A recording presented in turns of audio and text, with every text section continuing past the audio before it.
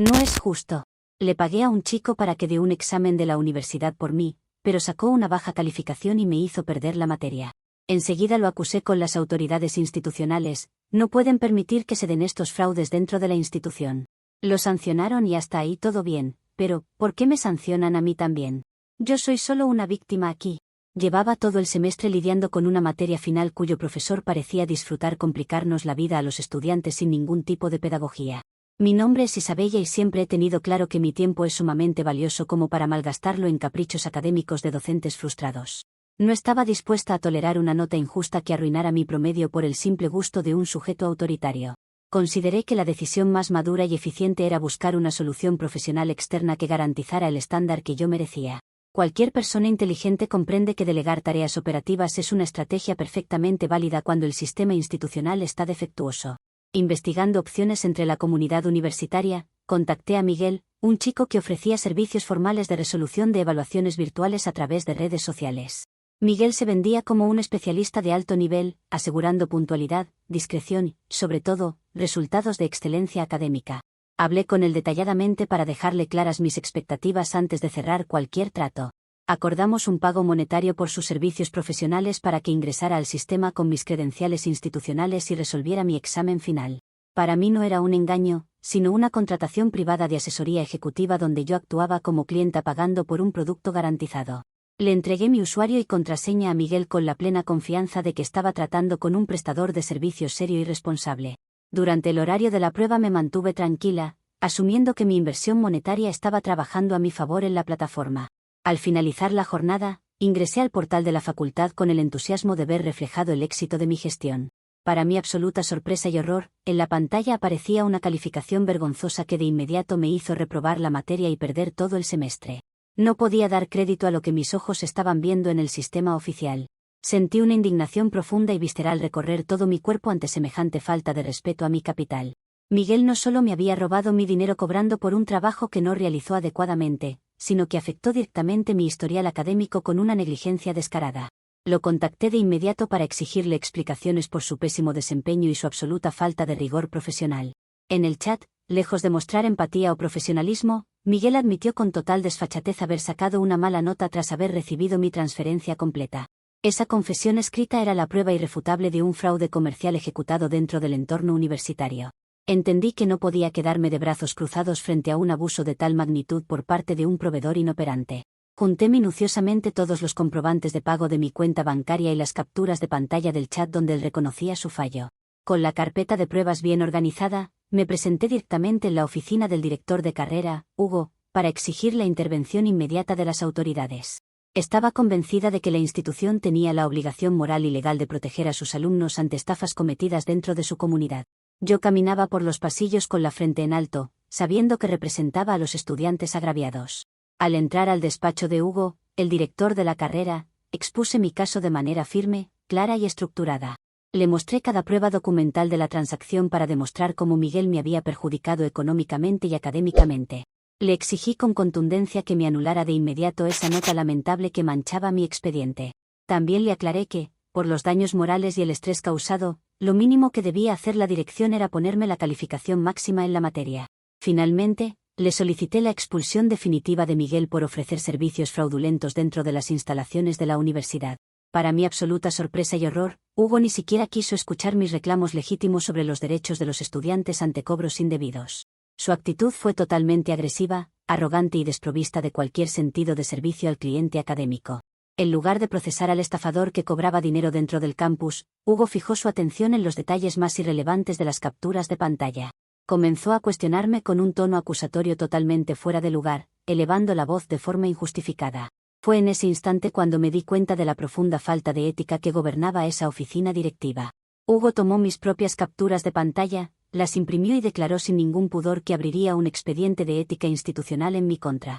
Me quedé helada al ver cómo un directivo utilizaba la evidencia aportada por la víctima para proteger el desorden de su propia facultad. Argumentó de forma absurda que contratar a alguien para hacer un examen constituía una falta grave de honestidad académica. Intenté explicarle que yo era la parte contratante afectada por un servicio defectuoso, pero su terquedad le impedía razonar. Parecía más interesado en castigar mi iniciativa que en resolver la incompetencia de su alumnado. En cuestión de minutos, Hugo redactó un documento preliminar resolviendo aplicar medidas disciplinarias inmediatas. Determinó sancionar a Miguel, lo cual era obvio, pero incurrió en la arbitrariedad absoluta de aplicarme a mí una suspensión temporal del semestre. Por si fuera poco, ordenó colocar una marca indeleble de fraude académico en mi expediente personal. Ver mi nombre manchado por culpa de la ineficiencia de un tercero me provocó una rabia indescriptible. Era insólito que la máxima autoridad de la carrera actuara con semejante ceguera ante un claro delito de estafa. Salí de esa oficina furiosa, portando las copias de la resolución injusta mientras los secretarios me miraban en silencio. No podía creer que las autoridades prefirieran castigar a la víctima de una estafa en lugar de garantizar la calidad del servicio que recibimos como usuarios pagantes. La institución demostró una incapacidad alarmante para distinguir entre una cliente engañada y un prestador de servicios negligente. Me trataron como si yo hubiera cometido un delito, cuando mi único pecado fue confiar en la palabra de un estudiante irresponsable. Mi reputación impecable había sido pisoteada por un burocrático sistema de juzgamiento moralista. Caminé hacia la salida del campus masticando la impotencia de ver mis derechos pisoteados de forma tan vil. Miguel se había quedado con mi dinero y Hugo me había arrebatado mi continuidad académica con un plumazo arbitrario. Ninguno de los dos entendía la gravedad del precedente que estaban sentando al desproteger al estudiante consumidor.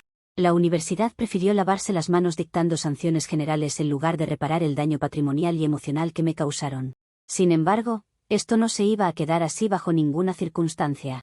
Tengo perfectamente claro que mi actuar fue transparente al acudir con la verdad ante la máxima autoridad de la facultad.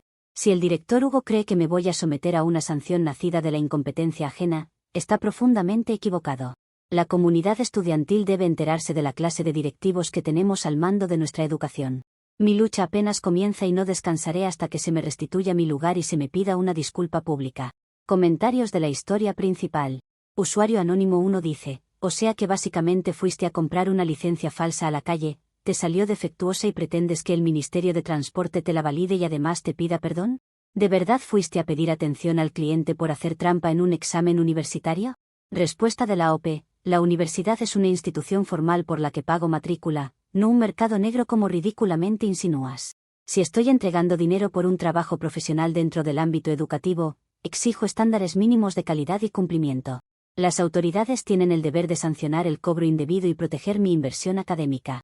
Usuario Anónimo 2 dice, increíble el nivel de desconexión con la realidad. Fuiste personalmente a la oficina del director de la carrera a entregarle en la mano las pruebas firmadas, selladas y en HD de que pagaste para que alguien hiciera tu examen final esperando que te diera una medalla al mérito. Respuesta de la OP. El director Hugo demostró ser un sujeto grosero, arrogante y completamente incapacitado para evaluar quién era la verdadera parte agraviada en este conflicto.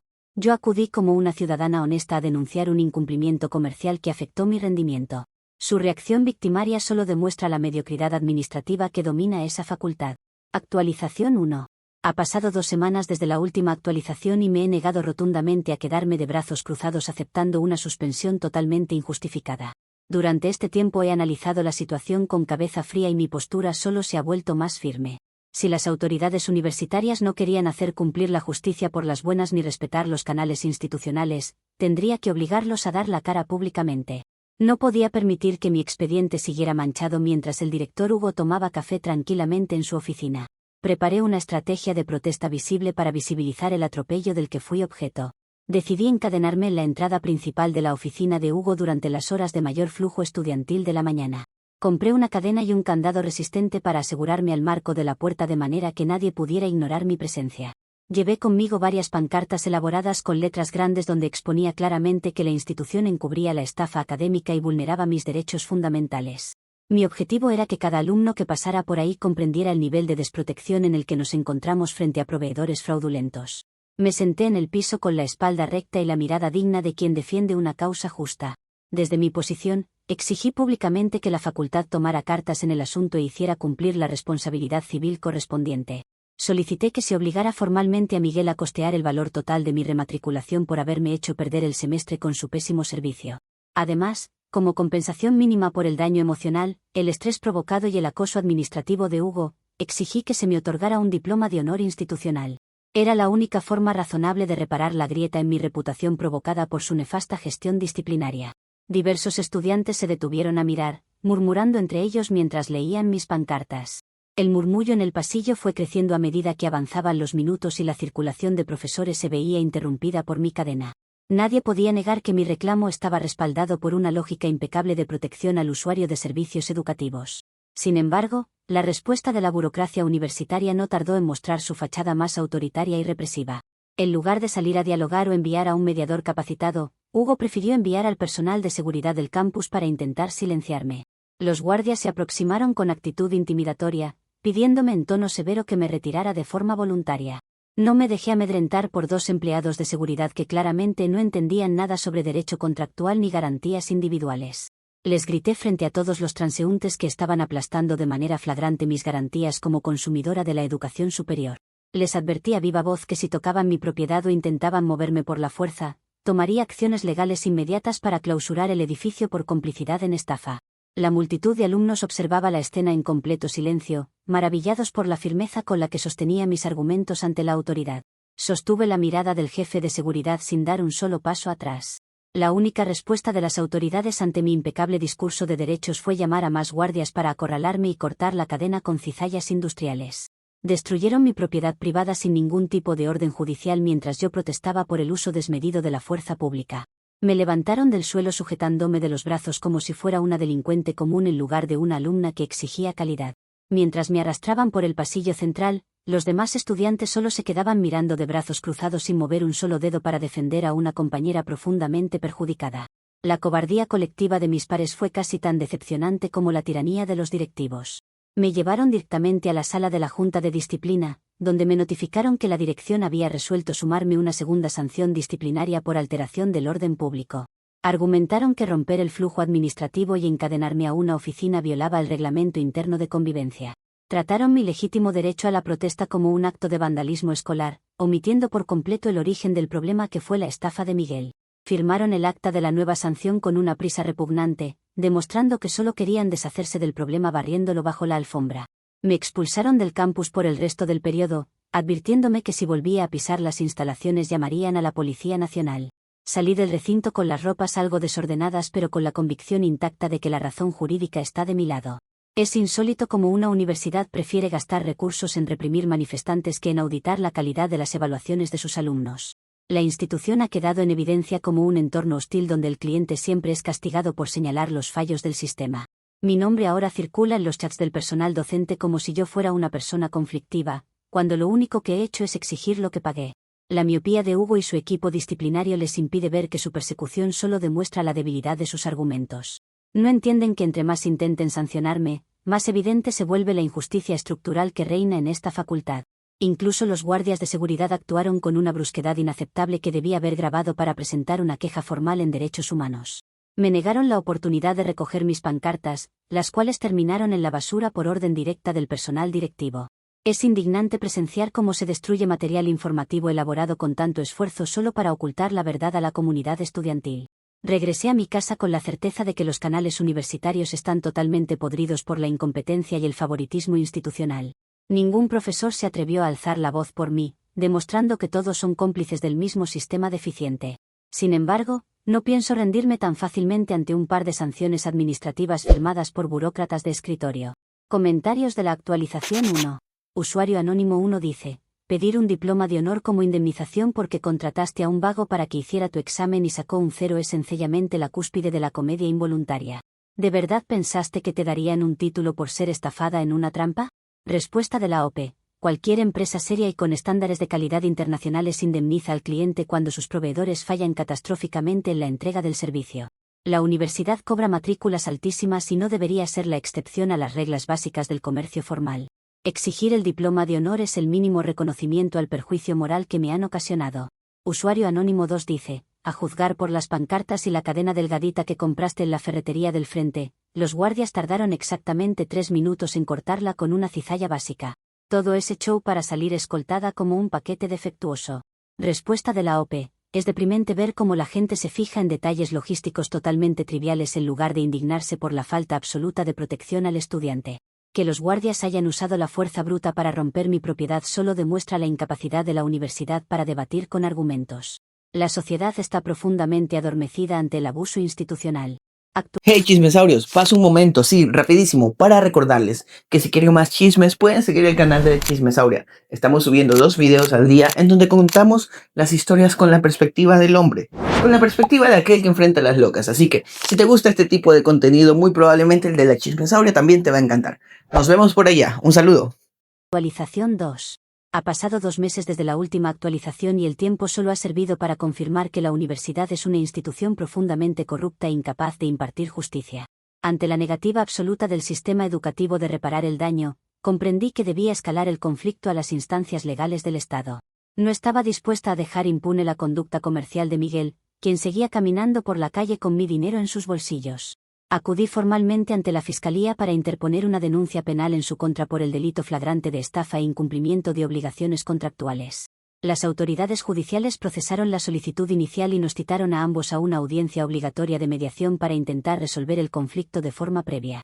Me preparé meticulosamente para esa cita, organizando todos mis extractos bancarios y los recibos impresos de las transferencias. Llegué a la sala de audiencias con la actitud profesional de quien va a exigir la restitución de su patrimonio lesionado. Estaba convencida de que frente a un mediador penal, la charlatanería de Miguel no tendría ningún tipo de cabida. La ley civil y penal respalda a quien entrega un patrimonio a cambio de una prestación no ejecutada. Miguel se presentó a la audiencia acompañado de una actitud esquiva y nerviosa que delataba su culpa desde el primer segundo. Cuando el mediador le cedió la palabra para que explicara por qué no había devuelto el dinero ni entregado la nota prometida, el chico sacó una carpeta llena de impresiones de su mochila. En lugar de asumir su responsabilidad profesional como proveedor de servicios, soltó una revelación descarada frente a la autoridad. Confesó ante el mediador que él jamás resolvió el examen por el cual le pagué, sino que le subcontrató la tarea a un tercero de forma secreta. La sorpresa no terminó ahí, sino que Miguel procedió a leer los datos del sujeto al que le había transferido mis claves de acceso. Reveló con total frialdad que la persona contratada de forma omisa había sido nada menos que mi exnovio, con quien yo había terminado en pésimos términos hacía un par de meses. Según las propias palabras de Miguel y los chats que presentó, mi exnovio aceptó el encargo a propósito para cobrar el dinero y reprobar el examen de forma deliberada como una venganza personal por nuestra ruptura. Miguel pretendía lavarse las manos demostrando que el fallo en el servicio venía de un tercero actuando con dolo y mala fe. El argumento de Miguel era tan ridículo como poco profesional, intentando desviar la atención hacia un drama pasional ordinario que a mí no me interesaba en lo absoluto. Pretendía que la mediación se convirtiera en un juzgamiento sobre mi vida personal previa para ocultar su negligencia comercial. Sin embargo, yo no me dejé distraer por los berrinches de mi exnovio ni por las excusas baratas de un intermediario incompetente. Los líos personales con mi expareja eran asunto del pasado, pero el problema central de la mesa seguía siendo el contrato principal suscrito con Miguel. Ignoré olímpicamente los chats impresos de mi exnovio que Miguel sacudía en la mesa y mantuve la mirada fija en el denunciado. Increpé a Miguel en plena mesa de mediación, elevando la voz para dejarle claro que su jugada era una violación flagrante a la ética comercial. Le exigí a las autoridades presentes que lo procesaran con todo el peso de la ley por incumplimiento grave de contrato y por la violación de cláusulas implícitas de subcontratación no autorizada. Un proveedor no puede transferir la ejecución de un servicio crítico a un enemigo del cliente sin asumir el riesgo financiero y legal de dicha estupidez. El mediador penal, un sujeto que evidentemente no estaba preparado para manejar litigios contractuales de alta complejidad, se llevó las manos a la cabeza en señal de absoluto colapso mental. Se quedó mirando los papeles de la subcontratación y luego me miró a mí con una expresión de total desconcierto e incapacidad. Me interrumpió de forma grosera para preguntarme si de verdad no me importaba que mi exnovio hubiera planeado un sabotaje deliberado contra mi carrera profesional. Le aclaré tajantemente que los sentimientos de mi ex me tenían sin cuidado, pues lo único jurídicamente relevante ahí era la falta de diligencia de Miguel al seleccionar a sus colaboradores. El funcionario fue incapaz de entender que la falta contractual de Miguel era un hecho autónomo e independiente de quien hubiera presionado las teclas en la computadora. Incapacitado para procesar la impecable lógica de mi reclamo mercantil, el mediador tomó la decisión cobarde de suspender la sesión de inmediato. Argumentó que la sala no era un foro para disputar contratos ilícitos ni rencillas sentimentales de pasillo. Nos ordenó salir del despacho sin dar una sola solución al despojo de mi dinero, demostrando el desastre que representa la justicia alternativa en este país. Salí del centro de mediación profundamente asqueada por la mediocridad de los funcionarios públicos que nos atienden. Miguel aprovechó el caos para salir huyendo por las escaleras como el estafador cobarde que siempre ha sido. Por su parte, la Fiscalía demostró no tener la más mínima preparación en materia de derecho de la competencia y garantías del consumidor educativo. Pretendían que yo me pusiera a llorar por la traición de un exnovio insignificante en lugar de cobrar hasta el último centavo del contrato incumplido. Tengo perfectamente claro que mi postura en esa mesa fue impecable desde la perspectiva del rigor comercial. Ningún cliente serio permite que una empresa excuse su quiebra culpando a un subcontratista necio. Si Miguel decidió darle mi examen a un sujeto resentido, la responsabilidad financiera recae de forma exclusiva y absoluta sobre él como contratista principal. Es increíble el nivel de manipulación de los hombres cuando se ven acorralados por sus propios errores de gestión. Tanto Miguel como mi exnovio creyeron que armando una historieta de venganza iban a desviar mi atención del objetivo principal. Lo único que lograron fue demostrar que ambos son un par de inmaduros sin capacidad para responder por compromisos financieros formales. Regresé a mi casa a redactar una nueva estrategia legal para llevar esta disputa a un fuero donde se entiendan la validez de los acuerdos privados. La justicia penal me falló por la incapacidad de un mediador aturdido, pero el sistema judicial civil es amplio y estricto. No permitiré que dos sujetos irresponsables y un funcionario cansado destruyan mi derecho a una indemnización justa. Comentarios de la actualización 2. Usuario anónimo 1 dice: te enteras en plena audiencia oficial de que tu exnovio organizó un sabotaje maquiavélico en tu contra para arruinarte la carrera usando a un intermediario, y tu única preocupación es que el intermediario violó las cláusulas de subcontratación. Esto de verdad supera cualquier nivel de surrealismo. Respuesta de la OP: mis asuntos personales o pasados con mi exnovio son un tema totalmente irrelevante que no le compete a un tribunal de comercio. La falta de profesionalismo de Miguel al entregar mis credenciales privadas a un tercero sin mi consentimiento expreso era un asunto comercial activo y punible.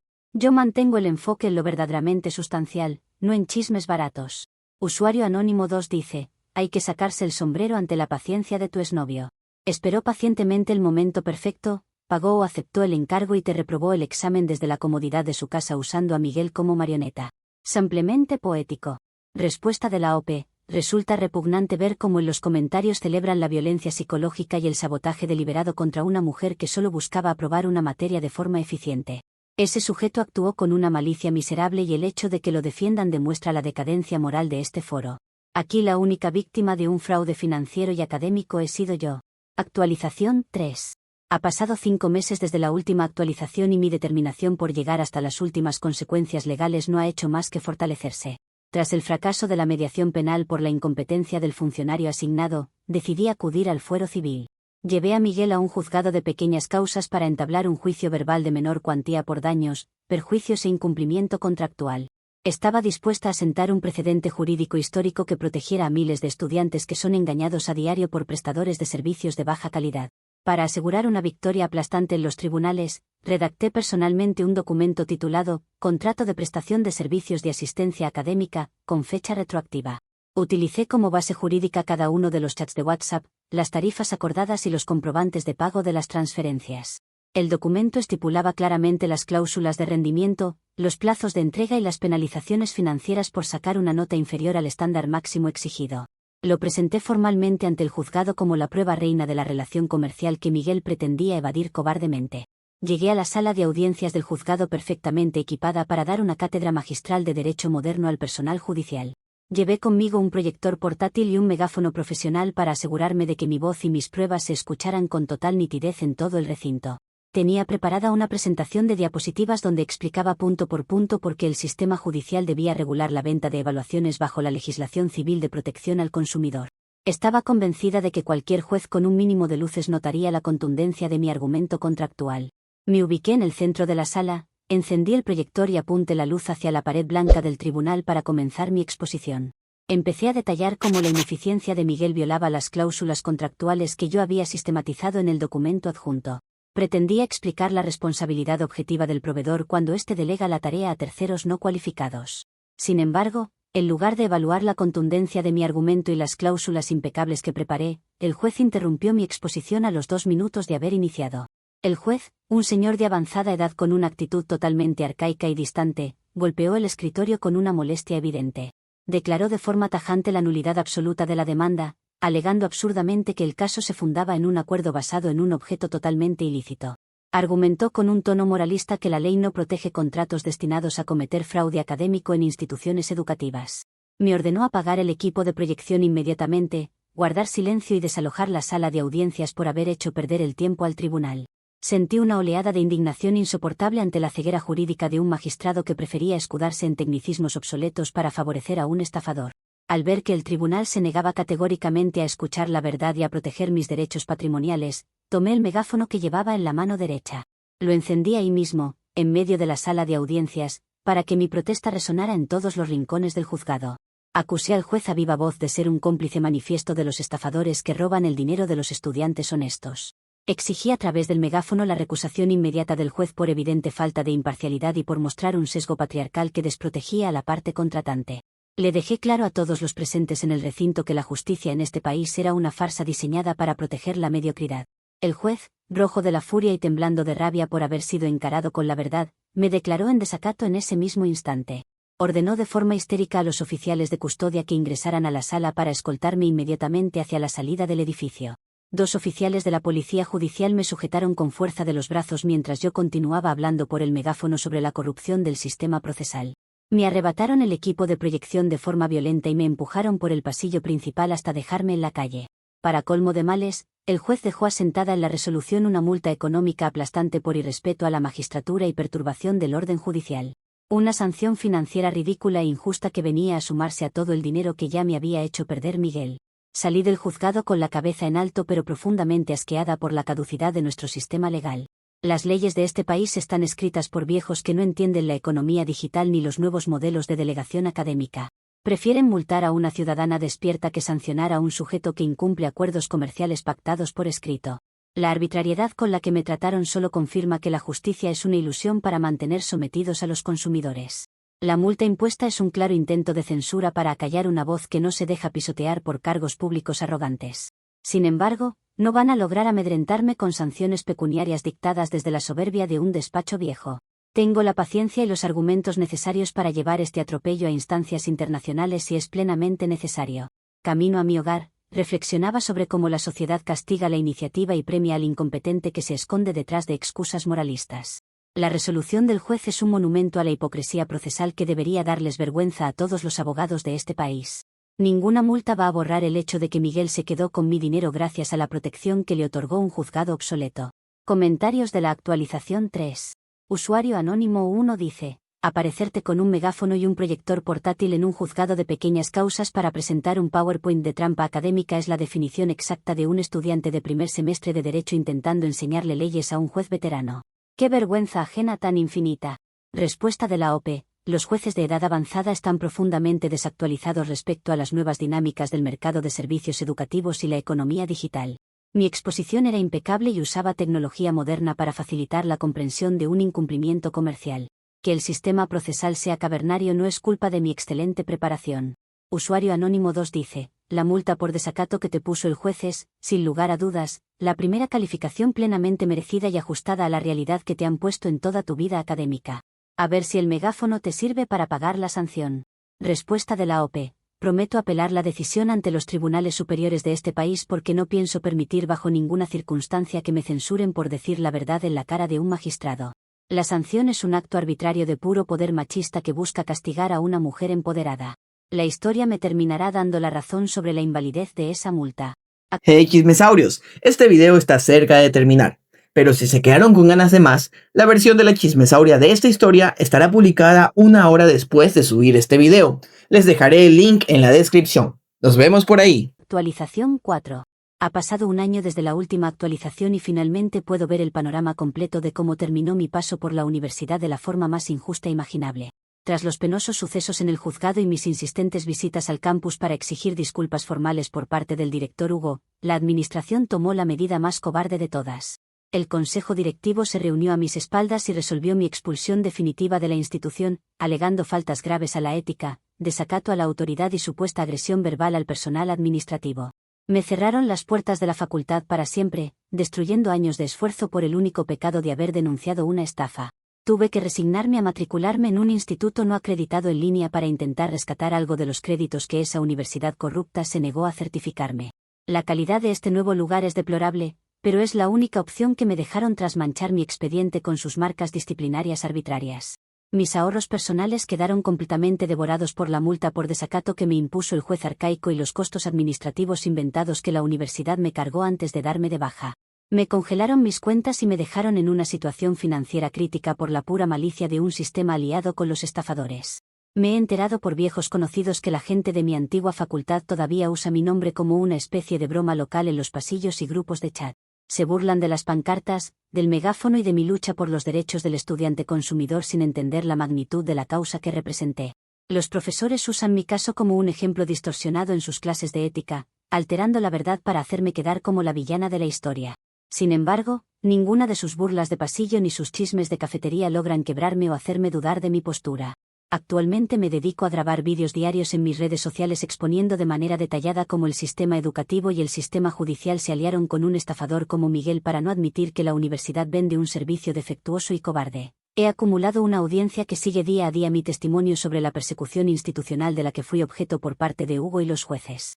En mis transmisiones demuestro con documentos cómo fui despojada de mi dinero, de mi carrera y de mi prestigio por culpa de un grupo de burócratas resentidos. Mi canal se ha convertido en el único espacio de verdad frente a tanta narrativa oficial manipulada. Sé perfectamente dentro de mi corazón que no cometí un solo error táctico o moral en ninguna etapa de este doloroso proceso. Mi actuar fue impecable de principio a fin, guiado siempre por la búsqueda de excelencia, la transparencia comercial y la exigencia del cumplimiento de los compromisos pagados. Mi único pecado, si es que se le puede llamar así, fue tener el valor de exigir la calidad por la que pagué con mi propio patrimonio en una sociedad acostumbrada a conformarse con la mediocridad. Fui la única persona en todo el recinto universitario que no se arrodilló ante el autoritarismo directivo de Hugo ni ante la trampa coordinada de Miguel y mi exnovio.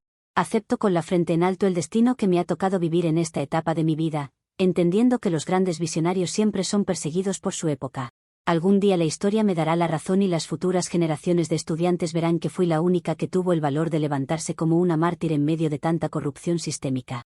Aunque hoy me hayan quitado mi título académico y mis ahorros, jamás podrán quitarme la satisfacción de haber luchado sin descanso por mis derechos. Sigo firme en mi trinchera digital, esperando el día en que la justicia verdadera resplandezca y mi nombre sea limpiado de todas estas calumnias.